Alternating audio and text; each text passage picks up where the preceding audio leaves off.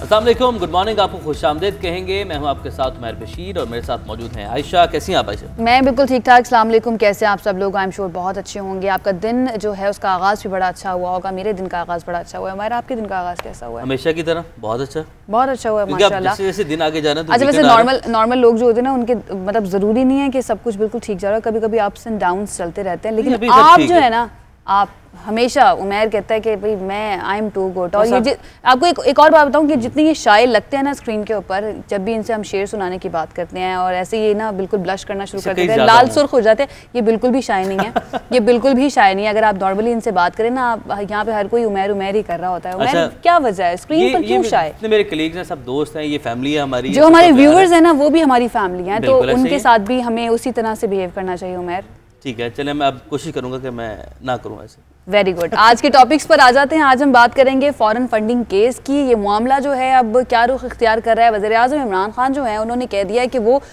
खुली समाअत करने पर राजी हैं। अगर अपोजिशन चाहती है तो इसको टीवी पर भी नशर कर दिया जाएगा। आज हम इस मामले की बात करेंगे। इसके साथ साथ अमेरिका में आ गई है तब्दीली। जो बाइडन 46वें सदर बन गए हैं और तकरीब हल्फबरदारी में हमने ये देखा उमैर, पूरा वाशिंगटन जो है वो फौजी छावनी लग रहा था। 25,000 से ज़ायद नेशनल गार्ड्स वहाँ पर मौजूद थे। बहरहाल उन्होंने आते साथ ही 15 एग्जीक्यूटिव ऑर्डर्स पर दस्तखत कर दिए हैं और जिन जिन मुआहिदों से ट्रंप ने अमेरिका को निकाल लिया था उसमें वापसी का भी उन्होंने ऐलान कर दिया। उन्होंने ये भी ऐलान कर दिया कि ये अब जो वादे थे इलेक्शन कैंपेन के दौरान, अब उन पर अमल करने का वक्त आ चुका है। और आगाज उन्होंने वहां से किया और डोनाल्ड ट्रंप वहां से पहले ही उड़ गए, वहां से पहले ही चले गए। ट्रंप जो है ना, उन्होंने एक बात किया कि मैं जानता हूं अभी भी अमरीकी मेरे से बहुत प्यार करते हैं, तो मुझे बड़े ना वो क्यूट लगते हैं जो वो इस तरह की बातें करते हैं। इसके बावजूद अभी आपने देखा हेडलाइंस में भी स्टोरी थी कि एहतजाज उसके बावजूद हो रहे हैं और ओरिगन में एहतजाज हो रहा है। पोर्टलैंड में ये रियासत है जो कि एंटी ट्रंप रियासत है, इसको आप कह लें, और यहाँ पे डेमोक्रेट्स की रियासत है। और अभी इसलिए एहतजाज हो रहा है कि वो लोग बदला चाह रहे हैं, वो ट्रंप के अगेंस्ट वो बदला चाह रहे हैं। बहरहाल आगे बढ़ेंगे। हरीम शाह के कुछ राज हैं, उसमें से एक राज सामने आ गया है। वो राज क्या है उस पर भी हमें बात करनी है। एक यंग आर्टिस्ट है, उससे भी आपकी मुलाकात करवानी है। हम कोशिश करेंगे कि हमेशा आपकी किसी न किसी ऐसे फनकार से मुलाकात करवाएं जो कि ना सिर्फ अपने लिए, अपने ख़ानदान के लिए, बल्कि मुल्क का नाम भी वो लोग रोशन कर रहे हैं। नन्हे आर्टिस्ट से भी आपकी मुलाकात करवाएंगे। और बैगर्स की एक स्टोरी है। लाहौर के कुछ शाहरा हैं, उन्हें वहाँ से जो जितने भी भिखारी हैं उन्हें वहाँ से बैगर फ्री किया जा रहा है शाहराओं। बिल्कुल, बहुत ज़्यादा ज़रूरी है। उमैर, आप बाहर चले जाएं, कहीं भी आप जा रहे हो, सुबह ऑफिस भी आ रहे होते हैं, तो कुछ जगह और कुछ हम कह सकते हैं सिग्नल्स ऐसे जहाँ पर भरमार हमें नजर आती है और आते साथ ही चारों तरफ टक टक टक गाड़ी के अंदर होने लगती है। आपको डर लगने लगता है एकदम से आके जब, और पता है जब आप कुछ नहीं उनको अगर देते तो अक्सर वो आगे ना आपको इस तरह से वो करके जाते हैं, आप कहते हैं कि यार मेरी से गलती हो गई अगर मैंने इसको पैसे नहीं दिया तो। बारह इस पर हम बात करेंगे। आगाज करते हैं पहले टॉपिक से। फॉरेन फंडिंग का ये मामला है और अब ऐसा लगता है कि ये मुल्की सियासत पर हावी होता जा रहा है। तहरीक इंसाफ और अपोजिशन पार्टीज एक दूसरे पर भारत और इसराइल से पैसे लेकर मुल्की मफादात के खिलाफ काम करने के इल्जाम लगा रही हैं और अब सारा दबाव इलेक्शन कमीशन पर आ गया, क्योंकि ये फैसला इलेक्शन कमीशन को करना है कि किस जमात की फंडिंग जायज़ है और किसकी नाजायज़ जराए से हासिल की गई है। पहले अपोजिशन गई पीटीआई के खिलाफ और फिर उसके बाद पीटीआई ने तमाम जमातों को अपने साथ मिला लिया और सबके अगेंस्ट अब जो है वहाँ पे कार्रवाई होगी और तहकीकात हो रही है। वज़ीर-ए-आज़म इमरान खान ने फॉरेन फंडिंग केस की खुली समाअत करने का चैलेंज दे दिया। ये एक बड़ी खबर है और इमरान खान कार्रवाई को बराह रास्त टीवी पर नशर करने पर भी तैयार हैं। ये बड़ा स्टेप है। और इमरान खान जैसे कि स्पोर्ट्समैन है, खेल के दौरान भी ऐसे फैसले करते थे। जब वो क्रिकेट खेलते थे, जब वो टीम के कैप्टन थे, तो अभी भी वो बाज़ उनके फैसले हमने देखे कि वो वैसे ही होते हैं जैसे मुझे लगता है कोई भी पॉलिटिशियन इस तरह की बात तब तक नहीं करेगा जब तक वो बहुत ज़्यादा कॉन्फिडेंट नहीं होगा। और इमरान खान साहब जो है उन्होंने ये इतनी बड़ी बात किया तो डेफिनेटली वो बहुत ज़्यादा इस वक्त कॉन्फिडेंट हमें नजर आ रहे हैं। तहरीक इंसाफ के वकील शाह खावर ने इलेक्शन कमीशन की स्क्रूटनी कमेटी जो थी उस पर मुकम्मल एतमाद का इजहार कर दिया, लेकिन अकबर एस बाबर के वकील की जानिब से स्क्रूटनी कमेटी पर अदम एतमाद का इजहार किया गया, जिस पर स्क्रूटनी कमेटी ने कार्रवाई रोक दी है। इस वक्त इलेक्शन कमीशन कहाँ खड़ा है, केस आगे कैसे बढ़ेगा, क्या का सिलसिला यूं ही चलता रहेगा या केस का कोई फैसला भी आएगा, इन तमाम सवालात के जवाब जानने की कोशिश करते हैं। हमारे साथ मौजूद है पाकिस्तान तहरीक इंसाफ के वकील शाह खावर साहब और हम कोशिश करेंगे कि अकबर एस बाबर साहब जो हैं उनसे भी बात करें और उनके क्या तहफ़्फ़ुज़ात हैं स्क्रूटनी कमेटी को लेकर, उसकी बात करें। शाह खावर साहब हमारे साथ मौजूद है, बहुत शुक्रिया सर आपका। ये बताइएगा कि फॉरेन फंडिंग केस में इलेक्शन कमीशन की स्क्रूटनी कमेटी का इजलास हुआ है, उसमें ऐसा क्या हुआ कि अकबर एस बाबर ने अदम एतमाद का इजहार कर दिया? देखिए, ये असल में ये जो स्क्रूटनी कमेटी जो है वो अपना काम तकरीबन मुकम्मल कर चुकी थी, और कुछ चीज़ें ऐसी थी जो कि उन्होंने एक सवालनामा पीटीआई को दिया था जिसका हम जवाब दे रहे थे, और उसका वो मुलाहिज़ा भी कर रहे थे अकबर एस बाबर साहब और उनके वकील भी। तो उनका ख्याल कुछ ऐसा था कि शायद हमने कुछ डॉक्यूमेंट्स जो हैं वो जमा करवाए हुए हैं, उनका हकीकत से ताल्लुक़ नहीं है, या बकौल उनके वो जाली डॉक्यूमेंट्स हैं। तो जब स्क्रूटनी कमेटी के सामने हमने उस एक एक डॉक्यूमेंट की वजाहत की और उसको जब हमने दुरुस्त साबित किया और स्क्रूटनी कमेटी ने भी उसको दुरुस्त माना, तो उस पर थोड़े से वो डिस्टर्ब हो गए।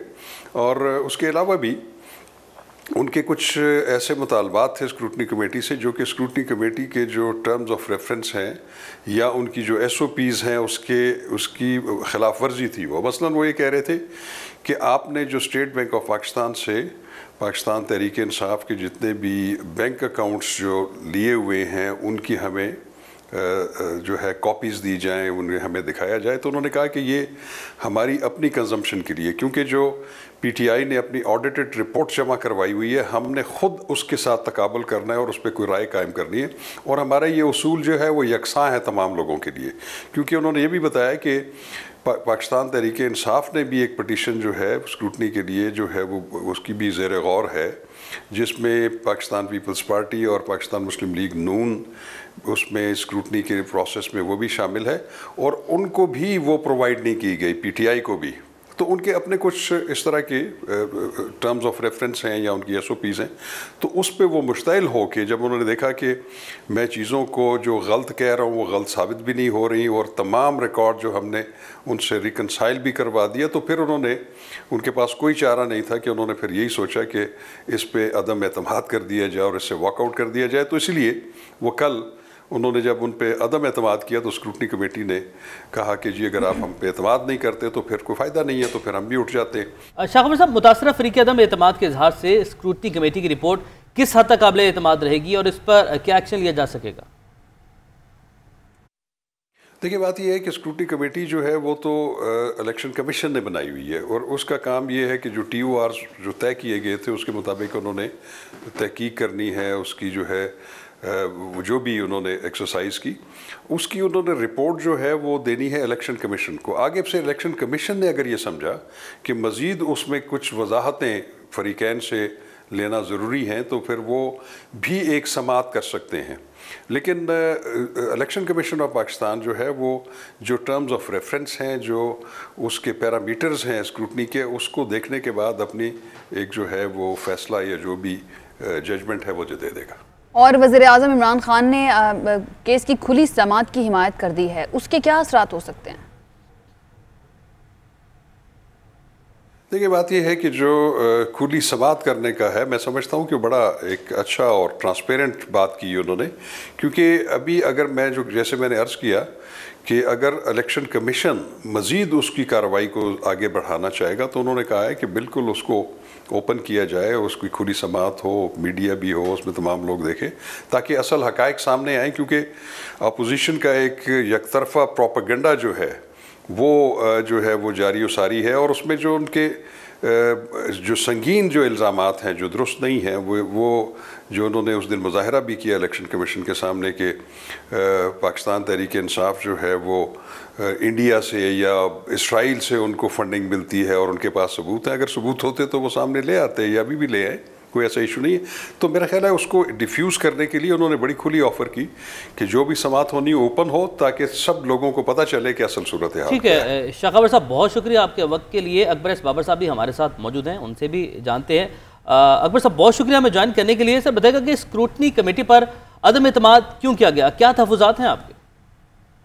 जी बहुत शुक्रिया। बिस्मिल्लाहिर्रहमानिर्रहीम।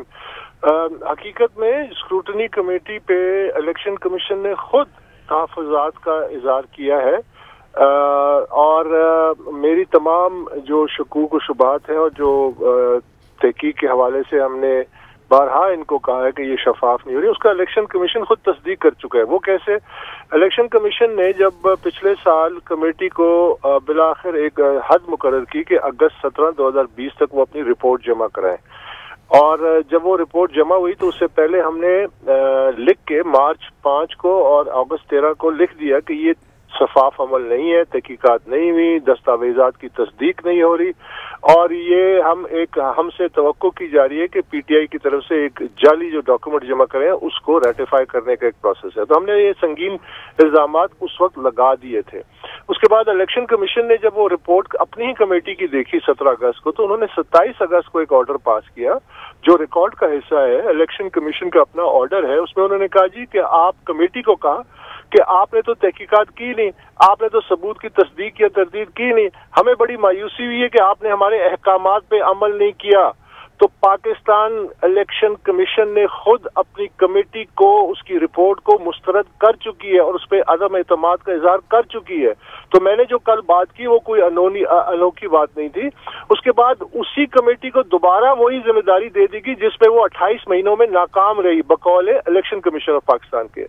लेकिन मामला तो मजीद इसलिए इसमें उलझे कि स्क्रूटनी कमेटी ने हमसे कोई किसी किस्म की दस्तावेज जो जमा हुई है इस केस के हवाले से पीटीआई की तरफ से वो हमसे वो देने से इनकारी है। यहाँ तक कि स्टेट बैंक से जो 23 बैंक अकाउंट निकले हैं उसको मुकम्मल खुफिया रखा गया है। यहाँ तक कि उन्होंने लिख के दे दिया कि हम आपको ये अकाउंट दिखाएंगे भी नहीं क्योंकि पीटीआई एतराज करती है। तो हमने ये सवाल उठाया कि जिस इदारे पीटीआई की तहकीकात हो रही है अगर वो इस अमल पे इतनी बुरी तरह से मुतासिर हो रही है तो ये शफाफाना तहकीकात कैसी होगी। कल हमने दोबारा इसी बात का इयादा किया कि जो पिछली मीटिंग थी उसमें उन्होंने वादा किया, हमने इनको कहा कि देखिए ये तमाम आपके पास चीजें मौजूद हैं, आपने इलेक्शन कमीशन के हुक्म की तामील करनी है, आपने इन डॉक्यूमेंट्स की या तस्दीक करनी है तरदीद करनी है। तो हमने कहा कि ये जो अमेरिका के डॉक्यूमेंट्स हैं जो डिपार्टमेंट ऑफ जस्टिस से आए जो कि एक छोटा पहलू है इस केस का, हमने कहा कि आप इसकी या तस्दीक करें कि इसको आप सबूत के तौर पे एक्सेप्ट करते हैं। अच्छा अकबर साहब ये बताइएगा कि इलेक्शन आप कह रहे हैं कि इलेक्शन कमीशन ने एक मरतबा फिर से उसी स्क्रूटनी कमेटी को जिम्मेदारियां दे दी हैं जो कि 28 महीने में कुछ नहीं कर पाई थी, कोई तहकीकात नहीं हुई थी। तो ये बताइएगा कि क्या दोबारा से वही कमेटी अब स्क्रूटनी कमेटी बन गई है और वही कमेटी तहकीकात करिए या फिर इलेक्शन कमीशन ने रोक दिया है उस काम को, इसको क्लियर कीजिएगा जरा।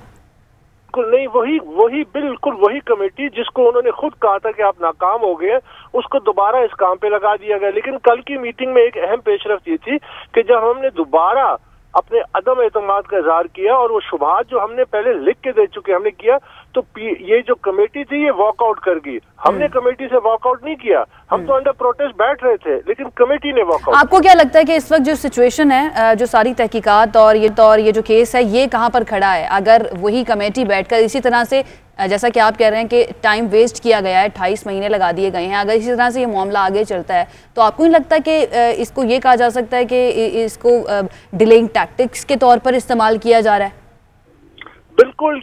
बिल्कुल किया जा रहा है, दानिस्ता तौर पे किया जा रहा है। और यहाँ तक कि ये भी मैं खुद नहीं कहता, इलेक्शन कमीशन अपने अक्टूबर 10, 2019 के ऑर्डर में जब पीटीआई ने दरख्वास्त की कि ये तमाम मामलात खुफिया रखे जाएं, तमाम मामलात ये जो उनकी शिकायत होती थी बारहा वो ये कहते थे कि इसको खुफिया रखा जाए, उन्होंने इलेक्शन कमीशन में ये दरख्वास्तें दी हैं, स्क्रूटनी कमेटी में दी हैं, हाई कोर्ट में दी थी, तमाम मुस्तरद हुई हैं। तो उस वक्त इलेक्शन कमीशन ने फैसला किया और कहा लिख के अक्टूबर 10, 2019 के पीटीआई ने तारीखी ताखीरी हरबे इस्तेमाल किए हैं। तो अब ठीक है, तो अभी आपके क्या तहफ़्फ़ुज़ात हैं? अब जो कमेटी है वही वाली कमेटी दोबारा से काम कर रही है, तो आप मुतमईन हैं? और अगर इलेक्शन कमीशन आपकी इस बात को नहीं सुनता है तो फिर आपके पास क्या ऑप्शन है? देखिए, हम फिर हायर सुपीरियर अदालत में जाने के लिए सलाह मशवरे कर रहे हैं, लेकिन फिलहाल हमारा ये है कि हमने इलेक्शन कमीशन में एक दरख्वास्त भी डाली हुई है, काफी महीने हो गए हैं। उसमें हमने उनसे दरख्वास्त की थी कि ये कमेटी नाकाम हो चुकी है, इसके हाथ पांव बंधे हुए हैं, ये शफाफ तहकीकात नहीं करी, आप खुद तमाम रिकॉर्ड अपने पास मंगवाएं, इलेक्शन कमीशन ये अमल जो है डेली बेसिस पे करे, तो फिर ये मामला आगे बढ़ सकता है। ठीक है, बहुत शुक्रिया अकबर बाबर साहब आपके वक्त के लिए। और अब देखने की मामला किस जाने बढ़ता है, पॉइंट आ गया है कि उनके क्या तहफ़्फ़ुज़ात हैं। और जो खबर आई थी वो ये कि इन्होंने अकबर बाबर साहब ने तहफ़्फ़ुज़ात का इज़हार किया स्क्रूटनी कमेटी पर, लेकिन ये कह रहे हैं कि पहले इलेक्शन कमीशन ने खुद किया था, लेकिन उसके बाद दोबारा से उसी ही स्क्रूटनी कमेटी को जिम्मेदारियाँ दे दी गई हैं। आगे बढ़ने से पहले हमें एक ब्रेकिंग न्यूज़ अपने नाज़रीन को देनी है, उमर वो देते हैं। भारत की पाकिस्तान मुखालिफ प्रोपेगेंडा मुहिम के किरदार अब भागने लगे हैं। EU डिसइंफो लैब की रिपोर्ट के बाद पाकिस्तान मुखालिफ फोरम्स और थिंक टैंक्स के अरकान मुस्ताफ़ी होना शुरू हो गए हैं और इस हवाले से मजीद जो मालूमात हासिल करेंगे deputy bureau chief Islamabad Ejaz Ahmad हमारे साथ मौजूद हैं। जी एजाज, बताइएगा। जी, मैंने इंडिया क्रॉनिकल्स का जो एक स्कैंडल आया था EU डिसइंफो लैब के जरिए, उसके बाद भारत के ऊपर भी एक दबाव पड़ रहा है। भारत का चेहरा मजीद बेनकाब होता जा रहा है और एक एक करके इन अदारों के सरबराहान हो या बोर्ड ऑफ डायरेक्टर्स हो या मेंबरान हो, वो सब के सब छोड़ते चले जा रहे हैं। ताज़ा मिसाल साउथ एशिया डेमोक्रेटिक फोरम के एक बरतानवी मेंबर की है, बरतानवी दानिश्वर हैं क्रिश्चियन फेयर, उन्होंने भी अब टैंक के ये जो थिंक टैंक है उसके बोर्ड मेंबर के तौर पर इस्तीफा दे दिया और उन्होंने ये उसमें वाजे किया है कि ये पाकिस्तान मुखालिफ प्रोपेगेंडा कर रहा था ये टैंक और मुझे इसका इल्म नहीं था और अब मैं इसको छोड़कर जा रहा हूँ क्योंकि भारत पाकिस्तान के खिलाफ तमाम इखलाकी हदें अबूर कर गया है। इसी तरह जो दीगर थिंक टैंक है उनके लोग भी एक एक करके छोड़ रहे हैं।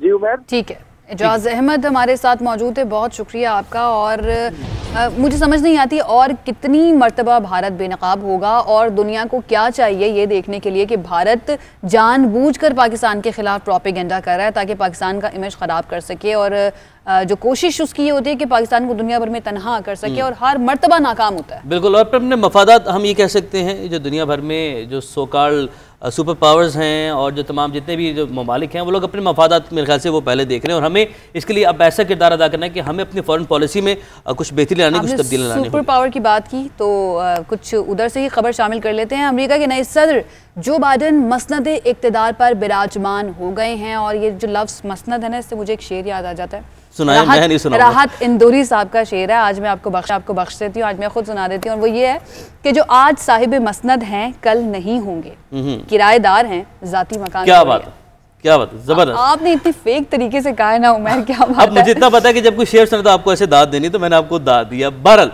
फौरन आगे बढ़ते हैं। दुनिया के ताकतवर तरीन सदर का ओहदा संभालने के बाद जो बाइडन ने अमेरिका फर्स्ट पॉलिसी में तब्दीली का इशारा दिया है और अमेरिका के दूसरे ममालिक से इत्तेहाद बेहतर बनाने और दुनिया के साथ मिलकर चलने का कहा है। बिल्कुल ऐसे ही है। पाकिस्तान नॉन नेटो इत्तेहादी रहा है और ये ऐलान इसलिए खुशाइंद है कि अमेरिका की माजी की हुकूमतें भारत के साथ ताल्लुकात बेहतर करती आई हैं, लेकिन इसके बावजूद जो बाइडन और उनकी नायब सदर कमाला हैरिस ने कश्मीर में इंसानी हुकूक पर मुज़म्मती बयानात जारी किए और अब उम्मीद की जा सकती है कि कश्मीर में भारत की रियासती दहशतगर्दी पर नए अमरीकी सदर जो हैं उनकी तरफ से कोई वाज़ेह पॉलिसी हमें नज़र आएगी।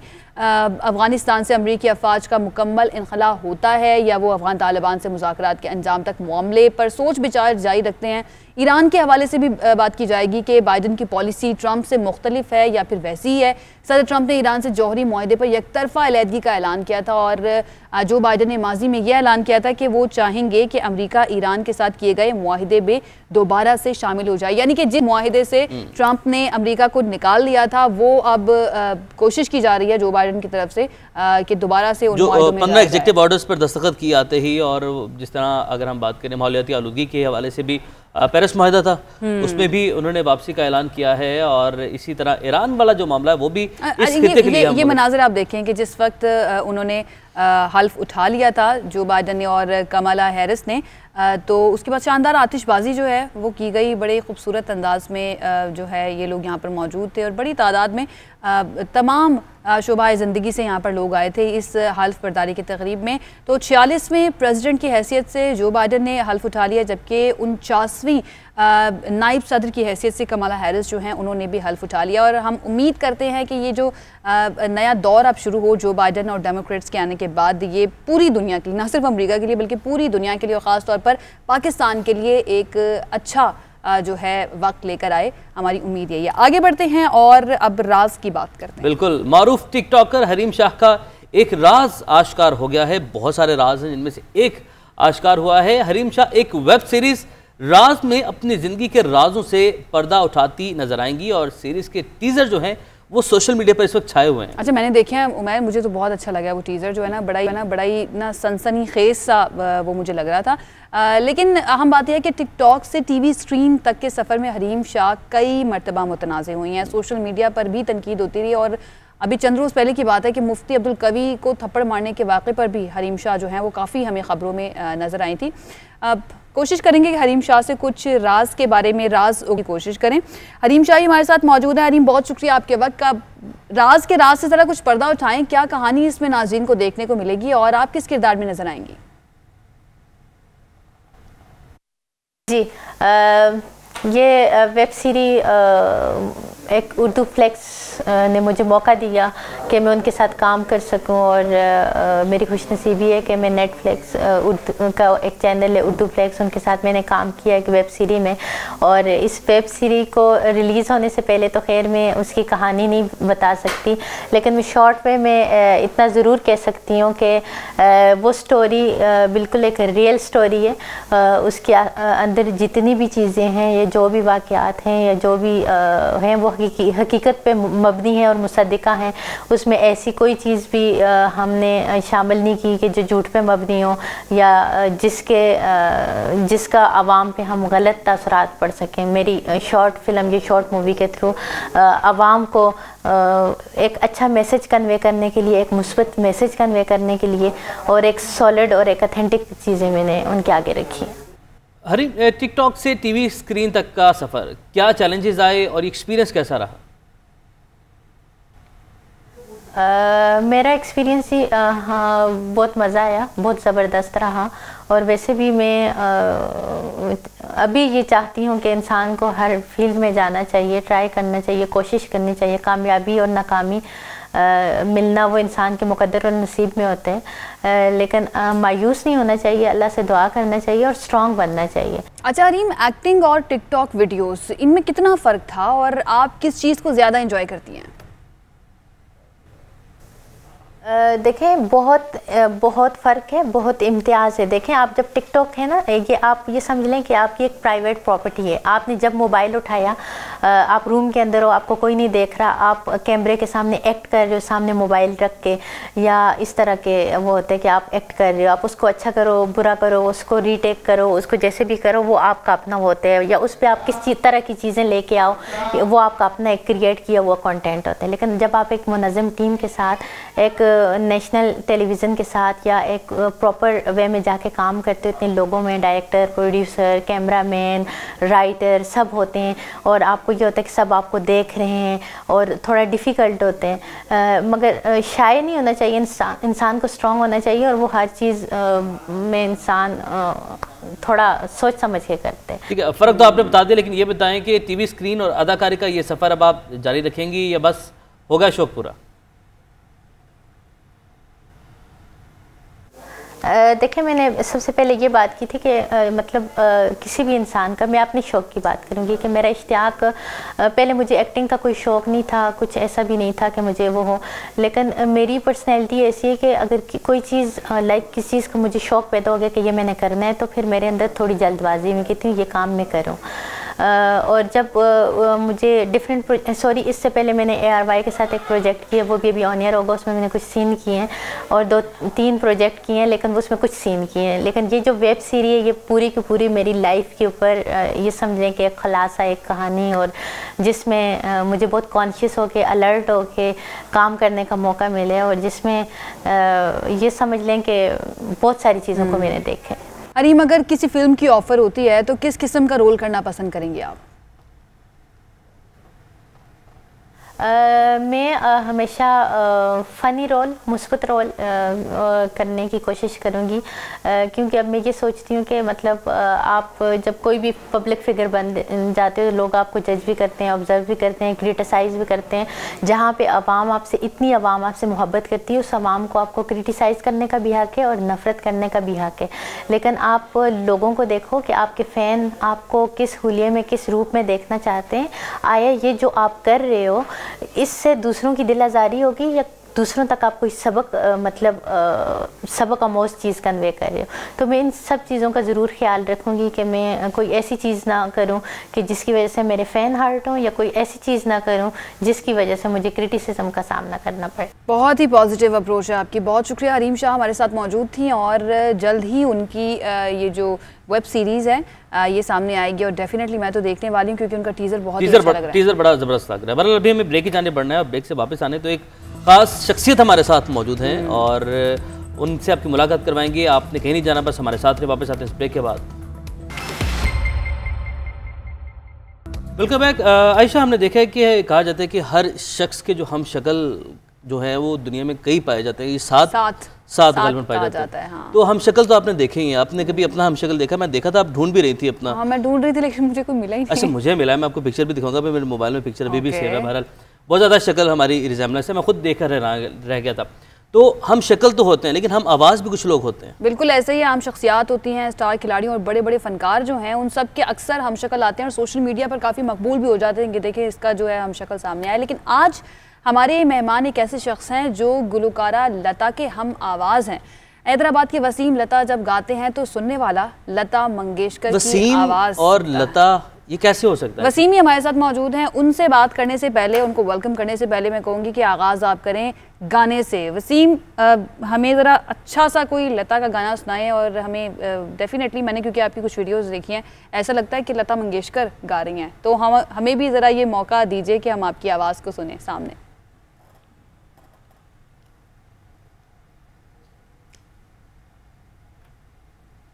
दूरी न रहे कोई आज इतने करीब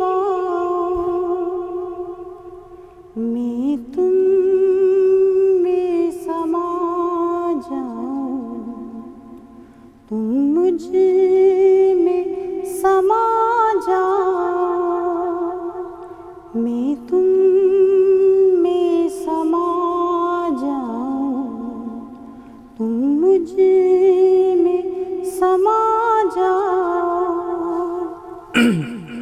सांसों की हरारत से तन्हाई पिघल जाए, जलते हुए होठों का अरमान निकल जाए। क्या बात है वसीम, आपको क्या कहा जाए? आपको वसीम कहा जाए, आपको लता कहा जाए, आपको क्या कहा जाए? कुछ हो रहा है आपको भी कुछ होना शुरू हो गया है, तो क्या कहा जाए आपको वसीम?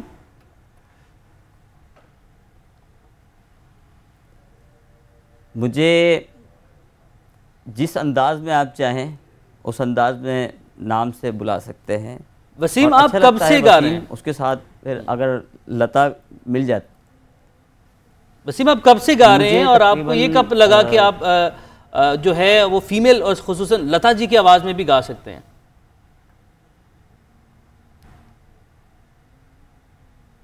मैं सर शुरू से ही बचपन से बहुत लता जी के गाने सुनता था और मुझे अच्छे भी लगते थे बहुत, और बहुत पसंद भी करता था मैं। तो उनके गाने जो है वो उसको मैं टच कर मिलाकर आवाज़ को और ख़ुद भी गाता था, तो काफ़ी उससे टच होती थी आवाज़। तो इस तरह से जो है एक मेरा एक रियाज़ हो गया, और फिर उसके बाद मैंने जब इसको परफॉर्म किया बिल्कुल अलग, तो रिस्पॉन्स आया उसका बहुत अच्छा। बिल्कुल डेफिनेटली वसीम, पहली बात तो ये कि गाना एक बहुत ही मुश्किल काम है और एक मुखालिफ जेंडर की आवाज़ में गाना ये उससे भी बहुत बड़ी बात है, और लता जी की आवाज़ में गाना तो मतलब उसके लिए तो मेरे पास शायद अल्फाज ही नहीं है। ये बताइएगा कि आपने अभी तक कोई प्रोजेक्ट्स किए हैं, किसी टीवी में, किसी म्यूज़िक वीडियो में, किसी के लिए काम किया अभी तक?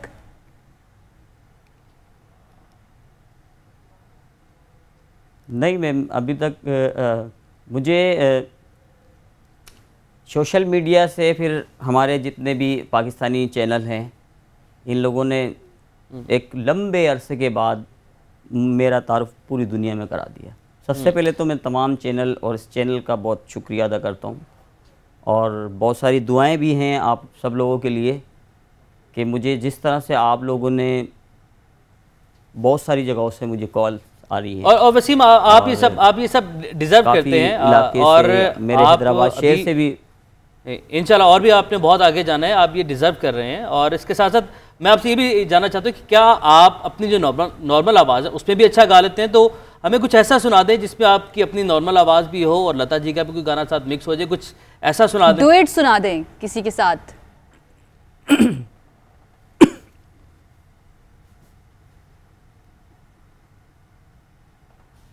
क्या रंग ला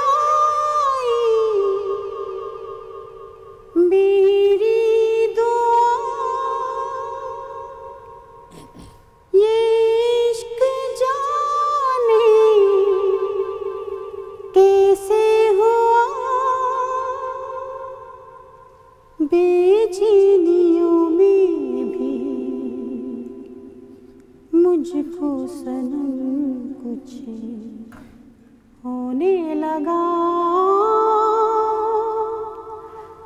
तन्हाई में दिल याद संजोता है, क्या करूँ हाय कुछ कुछ होता है, क्या करूँ हाय कुछ कुछ होता है। तुम पास आए यूं मुस्कुराए, तुमने न जाने क्या सपने दिखाए।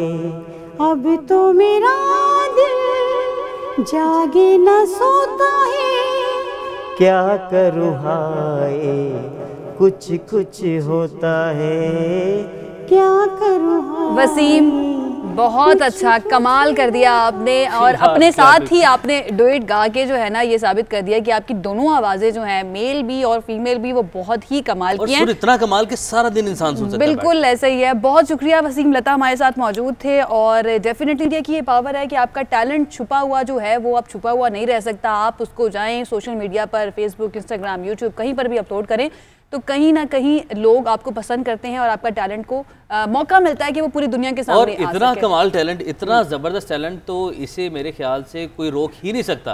और वसीम, आप इतना अच्छा गाते हैं, आपकी दोनों आवाज़ें इतनी कमाल है कि सारा दिन मेरा दिल करता है मैं आपको सुनता रहूं। बहरहाल अभी हमें आगे बढ़ना है और वक्त चूँकि हमारे पास थोड़ा सा कम होता है, और अगला जो टॉपिक है वो है लाहौरियों के हवाले से। लाहौर में बड़ी शाहराहों के अतराफ कचरे के ढेर हैं और चौराहों पर भिखारियों के झुंड।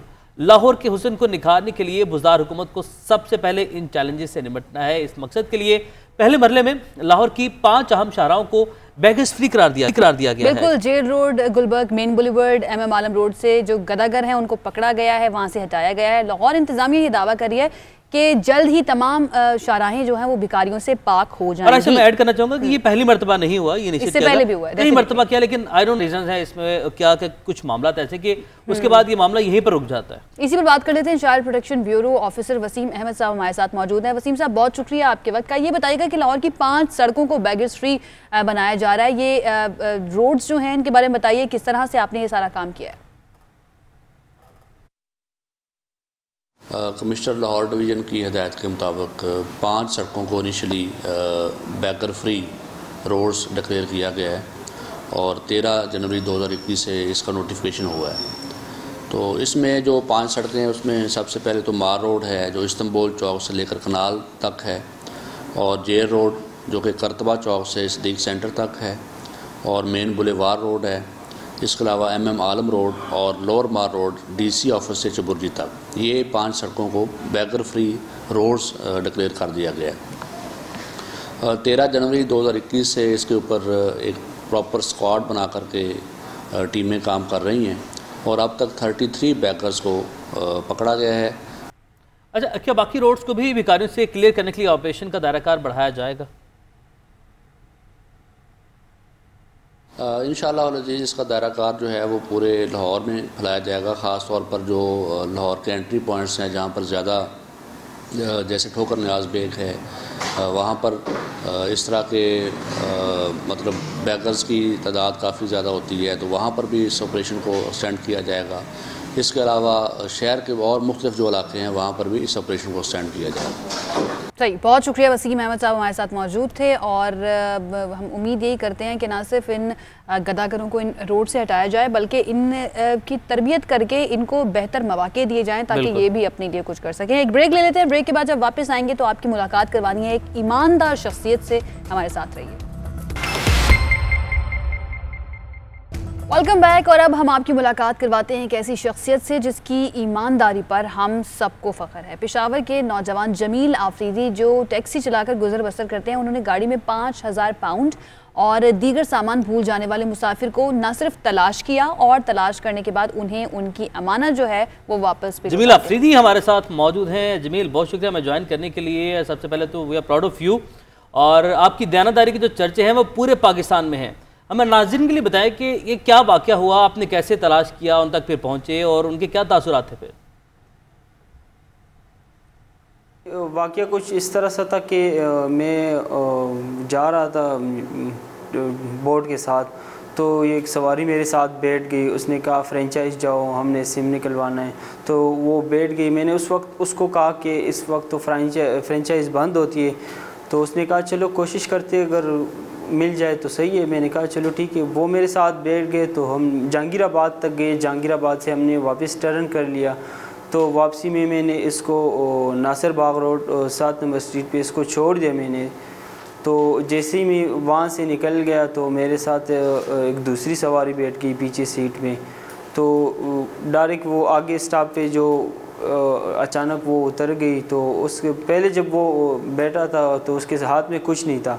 जब वो उतर रहा था तो उसके हाथ में ये पर्स था। तो मैंने उनसे बात कर ली कि ये तुम्हारा नहीं है। वो कह रहे कि मैंने कि ये आपका नहीं, ये मेरी दोस्त का है, उससे रह गए ना।